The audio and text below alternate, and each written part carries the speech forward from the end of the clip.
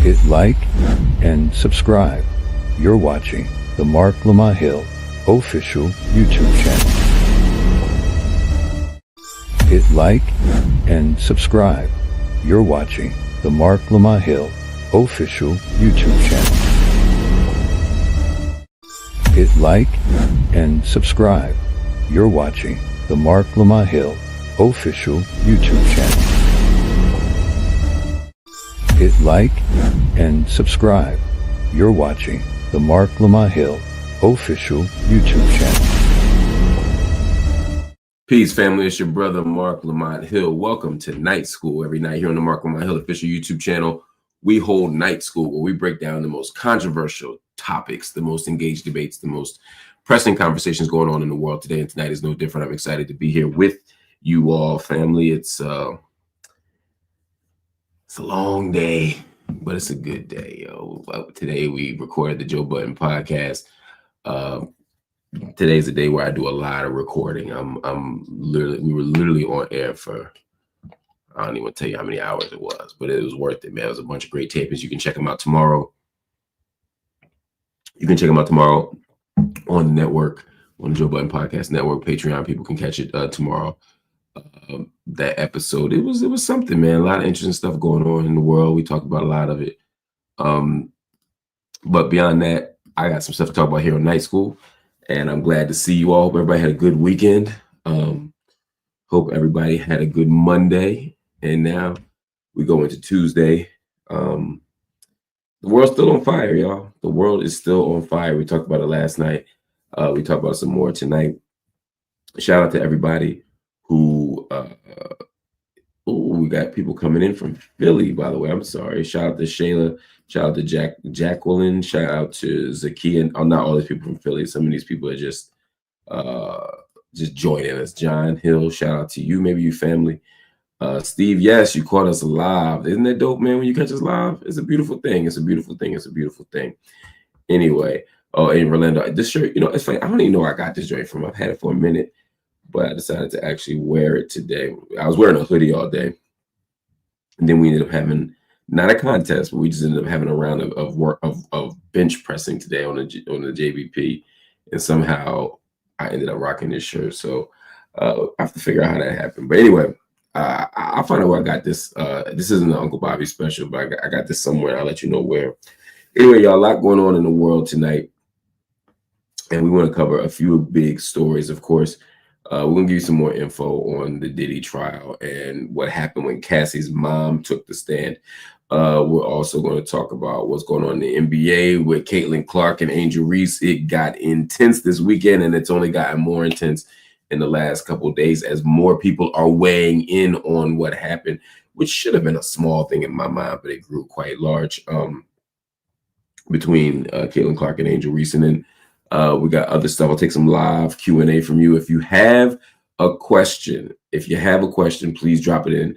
Super chats will be prioritized. I'm going to try and give a live answer to any questions that are raised tonight, but definitely 100% certain I will get to the super chat, super stickers, super thanks. So please do that.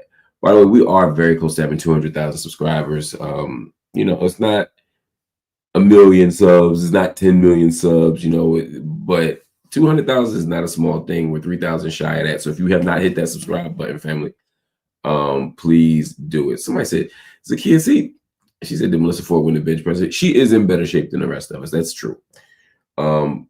But she would not beat us in a bench pressing contest, I like to say. She wouldn't beat most of us, maybe a couple of us. I like my chances, though. I've holding my own, at least. I won't embarrass myself. Shout out to you, Tasneem, Noor, Elliott. Appreciate you. Leslie Young was good. And, of course, the good noob, Ifeolu Clater from Shaker Heights, from the Heights. Anyway, good to see all of y'all. Let's get started with a top story. We're going to go out to the Middle East and talk about what's going on with Israel, Gaza, and the international community and the international community's response to all of it. Because we're in a very interesting moment right now, and I want to make sure that we cover it. Israel just got put on notice by its own allies, and it's getting real out there. The UK, France, and Canada say that they're done playing neutral. They say that Israel's latest moves in Gaza are violent, but they're not just violent, they're also illegal. British Prime Minister Keir Starmer called Israel's offensive, quote, wholly disproportionate, and said that the UK is horrified. That's saying something. This comes as at least 87 more Palestinians were killed in just the last 24 hours under Netanyahu's so-called Operation Gideon's Chariots. They be having some names for these killer missions. The leaders of all three nations warned Israel to back off or face, quote, concrete action. And those actions include possible targeted sanctions, arms embargoes, and of course, international court challenges or charges even. They're not just talking about Gaza either, though. They slammed illegal settlement expansion in the West Bank, and they called out Israeli ministers for using what they called abhorrent language regarding the expulsion of Palestinians. Now, the U.S. bankrolls Israel's war machine. We know that. And it's not tens, thousands, it's not hundreds of thousands, it's billions every single year. And now, even America's closest allies are saying this is what it is. State violence. And of course, the United States says that new intelligence suggests that Israel is preparing a possible strike on Iranian nuclear facilities. That is incredibly important because that means that Israel is going to continue or could continue to expand the reach of its military apparatus. And the argument that Iran is enriching uranium, that Iran is doing plutonium, whatever, as a way of suggesting that they're undermining the nuclear deal, and all the international, rules and nuclear, the nuclear non-proliferation treaty is what it's called, the nuclear non-proliferation treaty. The idea is that they can make Iran the demon, the boogeyman in the area, and continue to destroy and expand at the same time.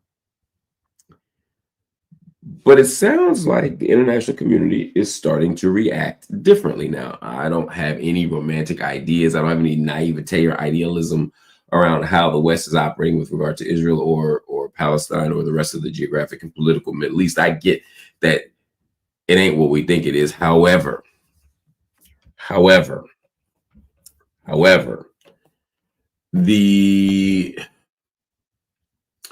fact that the UK and that Prime Minister Starmer is willing to stand up and say anything is a testament to how far we've come.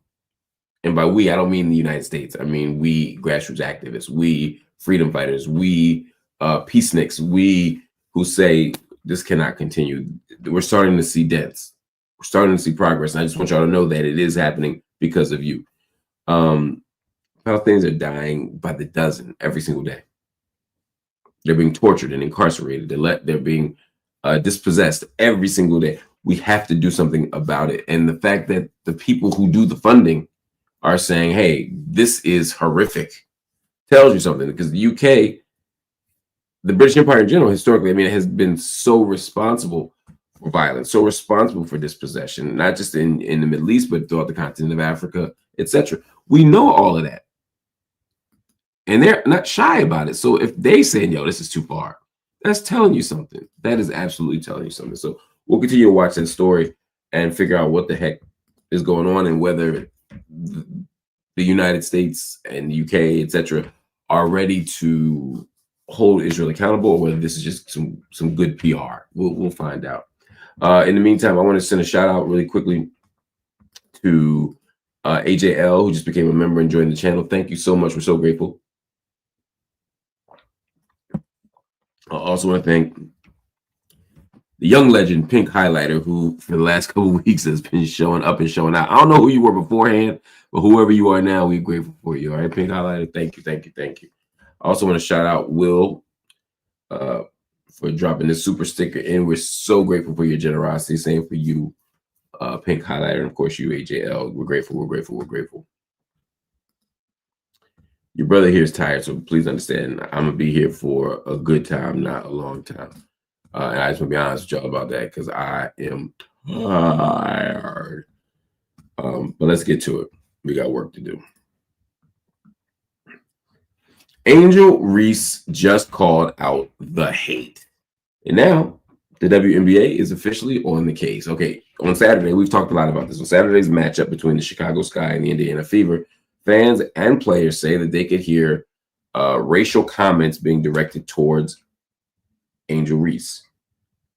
And those comments included monkey noises.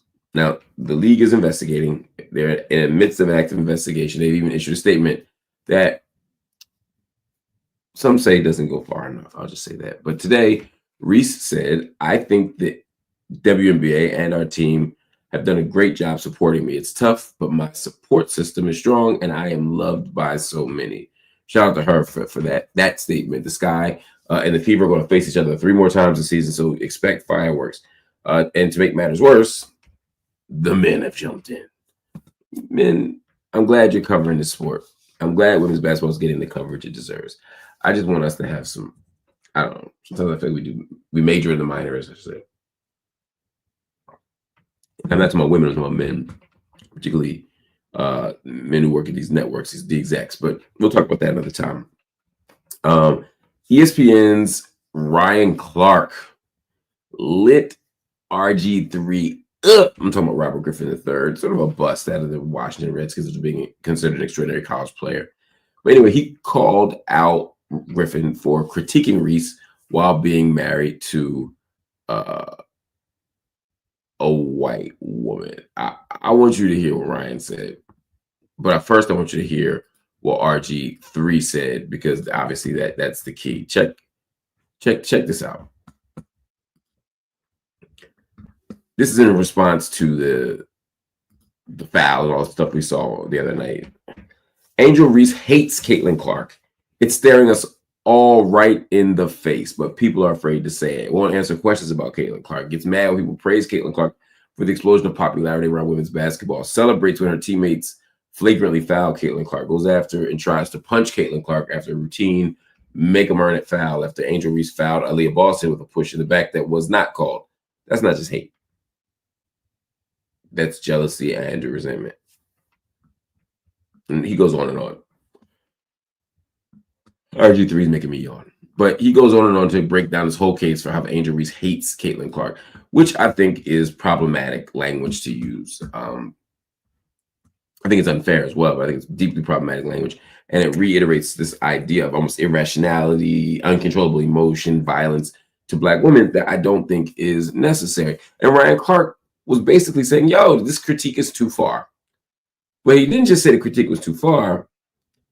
He said, look, Robert, you don't have a Black woman at home, and so you don't have these conversations. He said, in both of your marriages, you've been married to white women. You can't speak on what Black women deal with. Basically saying that RG3 is incapable, unqualified even, to talk about these things. But that's just my silly take. But what I want to do is have you all actually hear what Ryan Clark said and then draw your own conclusions. That way, you don't got to listen to silly me.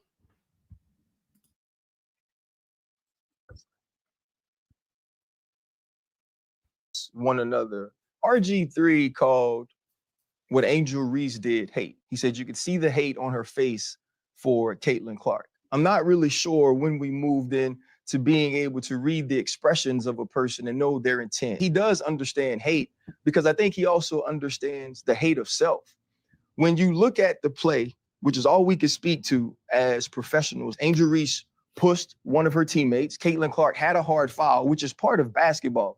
I feel like it was assessed correctly. And Angel Reese's reaction is the sort of reaction you get in a situation when you feel like you took an intentionally hard foul. And so now, though, when RG3 jumps on to the hate train or to the angry train, and now follows along with what we saw from Keith Olbermann, what we saw from Dave Portnoy, as they poured on to Angel Reese to make her the villain in Caitlin Clark's heroic or hero story. Right. The one thing we know about RG3 is he's not having conversations at his home about what Black women have to endure in this country, about what young Black women and athletes like Angel Reese have had to deal with being on the opposite side of Caitlin Clark's rise and ascension into stardom. You haven't been able to do that because in both of your marriages, you've been married to white women. And the whole time that he's mimicking Angel Reese and bobbing his head and moving his neck while he's doing this whole piece, his wife is in the back, amening and clapping. And so to me, it's just another situation that now this young lady has to deal with. So what a fascinating take. Now, I have thoughts on it. I have serious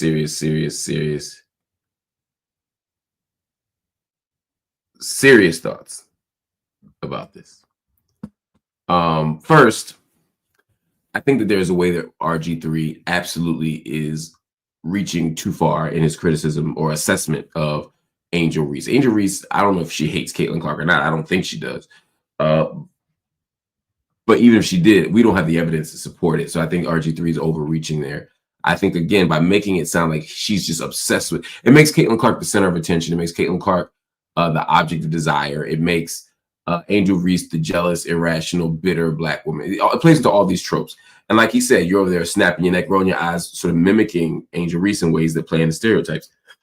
All of it is a problem.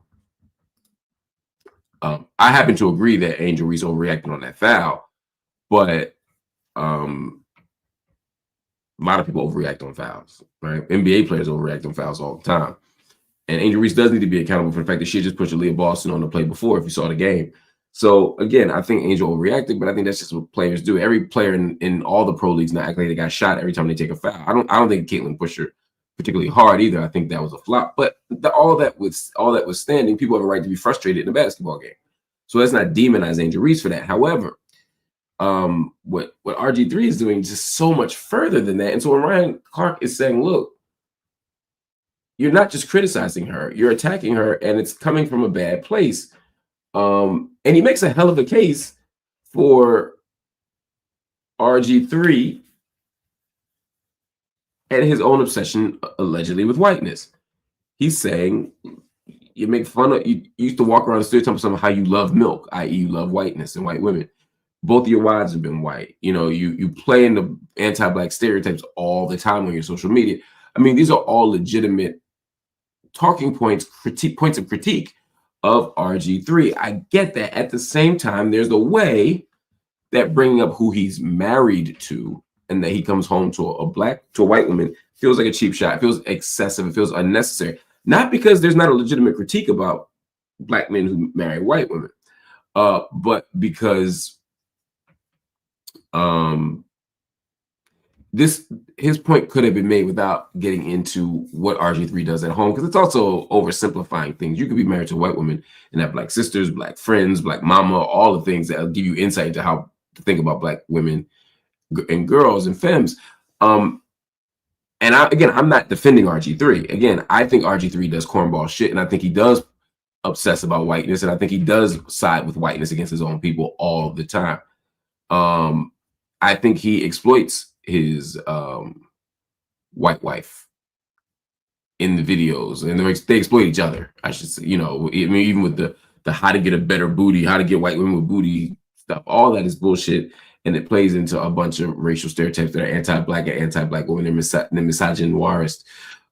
So I agree with all of that. RG3 uses family as a prop sometimes. At least it looks that way to me as a fan, me as a viewer. So I get all of that. I just wish, I think it cheapened Ryan's argument because it allowed for a distraction, allowed people to ignore the actual point he was making and focus on something else. And RG3, in case you didn't know, as you would imagine, did not like what happened. He basically was like,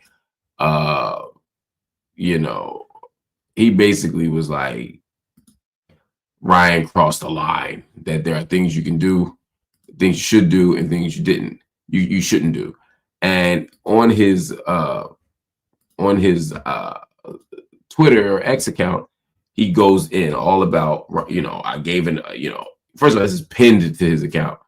This line you don't cross in life, and Ryan Clark sprinted past it. And he goes on to make it seem like he was making a basketball analysis, and it didn't get personal until Ryan Clark made it personal by mentioning his family. Now, I think Ryan Clark made a more nuanced point about the family. He said, look, you're the one making your white wife, an object. I think she's more than that. You're the one bragging about, so he wasn't doing the thing that people are accusing him of doing, but there is a legitimate question about whether it needed to happen. Anyway, they're both weighing in on him. I happen to have a kind of final analysis of it, which I'll give you, but I want to just be very clear about what Ryan Clark said. He said these black men, like, RG3, they always feel like they got to go the extra mile to prop up the women they're with by tearing down black women. And RG3 says, just because Angel Reese is black doesn't mean you can't critique her game. But it wasn't just the game. You start talking about her having a kind of obsession or a hatred for Caitlin Clark. You were assigning things to her character and her personality that are non-basketball. And you got to be honest about that. Otherwise, it's a disingenuous argument, RG3. So I think it's a complicated conversation that we're oversimplifying it. And it's just like, oh, Ryan Clark brought up this man's wife. He didn't. Not in the way that y'all saying. But it's also like, you can never bring up somebody's wife, because that also seems unreasonable, particularly in the context that we're talking in. So I have some critiques of Angel Reese's behavior on Saturday, but I'm not dying on that hill. I have bigger critiques about how it's being talked about by us as a media, and that's the thing that I want us to continue to unpack over time. Family, before we go, there's one more story that I want to get to, that I need to get to. And it's a big one, so please buckle up your seatbelts for this. Diddy's trial just took a wild turn. 4 new witnesses popped up, and they painted a hell of a damning picture of Diddy. If they framed him as a man deep in sex, power, and violence. It ain't gonna help Diddy.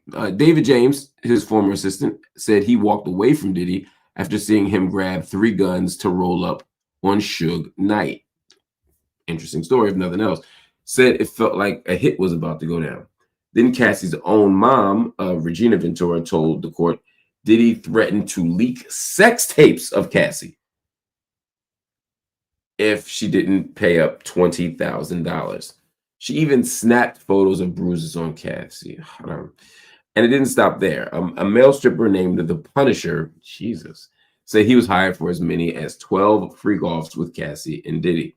He didn't see violence, but said those sex parties were real, they were organized, and they were constant. Feds also showed off what they found when they raided Diddy's Miami home, the mansion. They found AR-15s, they found baby oil, they found sex toys, and they found, this is the one that's really going to be rough, guns with scratched off serial numbers. That's a problem.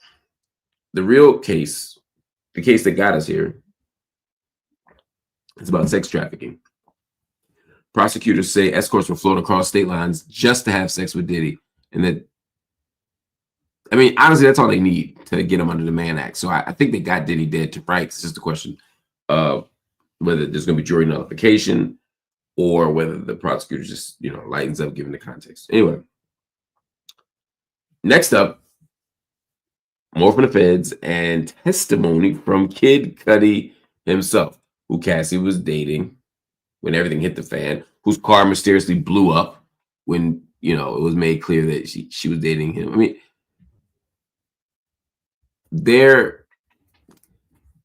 it's going to be explosive, the testimony, and I think we're going to get a lot of gossip, a lot of behind the scenes stuff that may or may not be central to the ultimate disposition of this case, but it's going to keep people coming back. The prosecution knows what they're doing. They know that Diddy's an awful person. He's a monster. And so they're like, we're going to just keep reminding you of a monstrous shit so that when it comes time to make a choice about reasonable doubt, you will have less doubt because of who he is.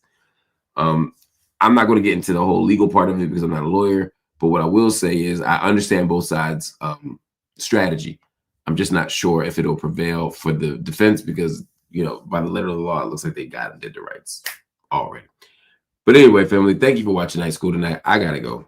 Your boy is tired. I need to rest. I'll be back tomorrow night fully rested and with a bunch more stories. But I want to shout y'all out, make sure that we talked. And speaking of shouting people out, M. Diesel, just want to shout you out. Same thing from Matt Beatty, who is a new member. Appreciate you. Love you. Jazz LP said, please circle back to the combo. There were a lot of statements made by the good sister, Ms. Davis, that needs clarification. Jazz LP, shout out to you, Dallas' finest. She was saying that that Frenchie Davis, who came on here on Sunday for office hours, made some points that merit greater interrogation. I'll do that, but also to bring other people on because I am not the expert on this topic. So we'll get there. We'll get there together. Anyway, I want to thank you all for watching. Hit the like button, hit the subscribe button, and if you're so inclined, hit the join button. Become a monthly member of the channel. And if you can't make that commitment, go to Cash App, go to Venmo. You get the drills. You know the vibes. You can drop something in. If you drop $1 in, I will be grateful. If you drop $1 million in, I will be grateful. Anything in between, I will be equally grateful. So please, please, please consider dropping something in to help us keep this independent, radical media project going. If you could donate $1,000, I'd be grateful. If you could donate $2,000, I'd be grateful because it would keep us going for so long. But that said, no amount is too small. Yo, $1 would be amazing right now. All you gotta do is Cash App $1 or $2 or $5. But I'll tell you this: if everybody watching were to donate $5 right now, we'd be able to meet our financial goals for the month. If everybody watching right now live could donate $5, we could meet our financial goal for the month. If you're watching it later tonight or in the morning, that's fine too. All these apps work across those platforms, so please just consider it, family. We could use your support as we build and we grow. All right, y'all. I will see you soon. In fact, I'll see you tomorrow.